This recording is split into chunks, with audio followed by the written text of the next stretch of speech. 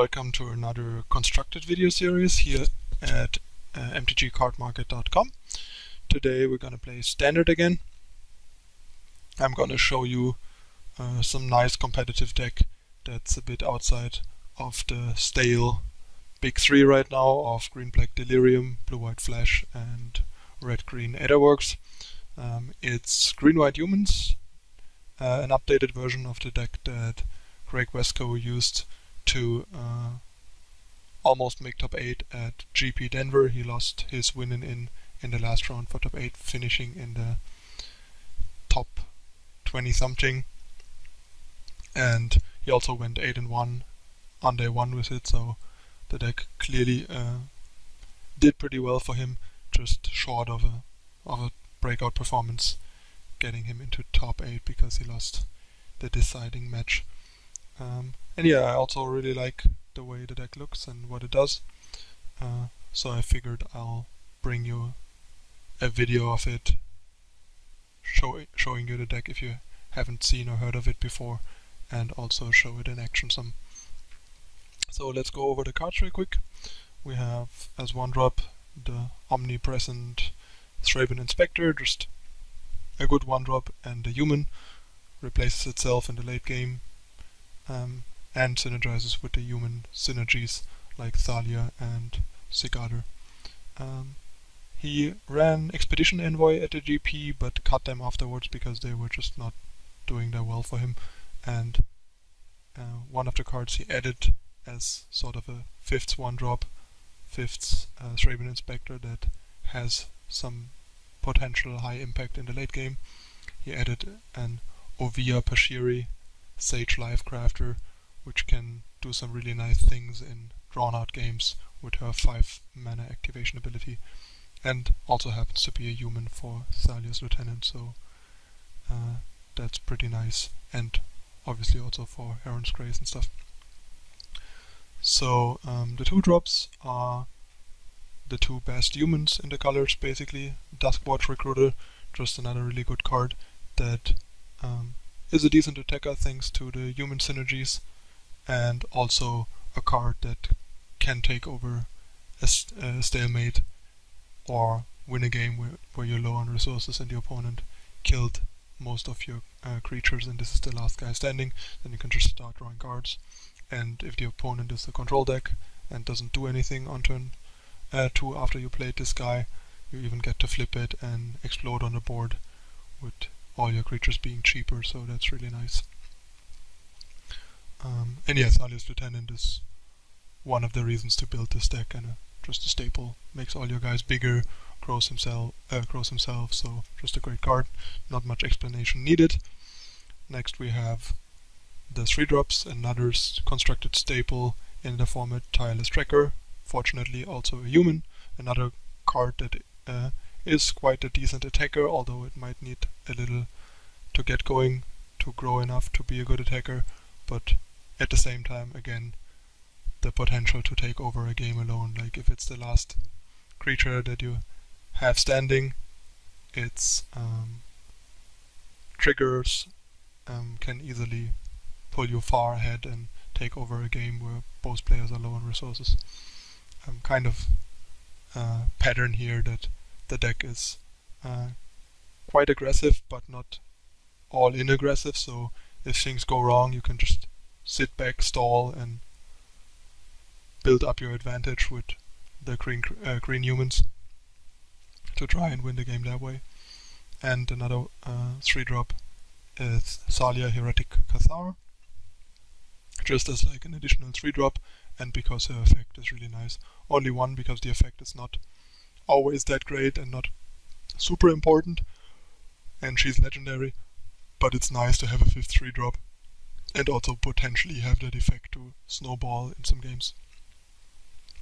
And then we have 1 4 drop, a playset of Heron's Grace Champion.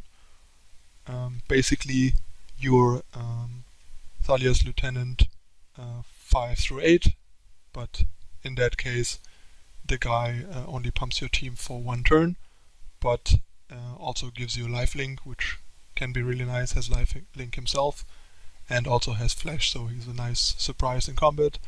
and can really turn a game around. Like against Blue-White Flash, when you're racing, this card can easily swing the race widely in your favor and make it near impossible for them to win the race. Then we have two Sagada Heron's Grace, two cards that he added after cutting the envoys to make the deck a bit more mid-rangey and increase the general card quality in the deck. Just another card that has pretty good attacking stats, 4/5 flying for 5 is pretty decent. As an upside, protects your value humans from removal, like your tireless tracker and stuff, and also has the potential to take over the game by start spitting out 1/1 humans that also happen to grow your lieutenants in play and synergize with potential Heron's Grace champion that you're gonna play and stuff. So yeah, just another great synergy card that's a pretty good card on her own as well. Yeah, next we have the spells, more or less, since it's kind of a creature. Smugglers Chopper, obviously no deck in the format that runs creatures can afford not to run 4 Smugglers Chopper. Card is just ridiculously good. Same here. And we have Thraben Inspector to crew it, usually if he's around. If not, a small Thalia's Lieutenant will do as well, for example. But yeah, the card's just one of the key staples in the format. And then we have some removal, 3 Declaration in Stone, because it can backfire in drawn out games that they get to draw cards for the creatures that you kill, that you exile. And for Stasis Snare, pretty important because it has flash, so it can snatch that Archangel Avacyn, for example, mid-combat that they try to jump you with and stuff like that. It also can deal with stuff at the end of the opponent's turn. If they had no threat in play and you have no other play, you can just pass, hold up Stasis Snare. If they play something, you can get rid of it before untapping and have your mana available next turn, and if they don't, maybe you can stack some clues or make some tokens, stuff like that. So just synergizes really well and is an important way to deal with the flash ambushes of the Blue-White Flash deck in combat. And yeah, as an additional value card, there's one Westvale Abbey for drawn out games to have another way to break through the stall and stuff, or just grind out green-black Delirium, for example. Next we have the sideboard. Most interesting card probably is Servant of the Conduit.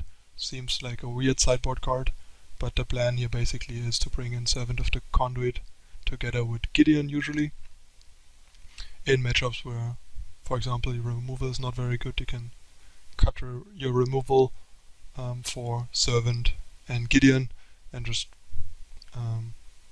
play turn 3 Gideon against more reactive grindy decks and get a huge advantage their way, because they usually can't deal with your Gideon and you can start pumping out knights earlier and stuff like that. So that's kind of a package.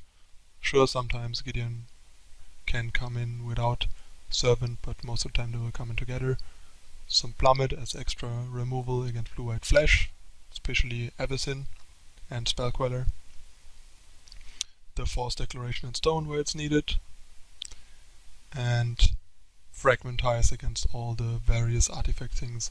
Against Copter decks you usually only bring in like 1 or 2. Against decks like Marvel and other artifact heavy decks you bring in 3 to 4. Yeah, the sideboard is pretty straightforward, not too much else to explain here. So let's hop into a competitive league and see how we're doing. See you in a moment with the first match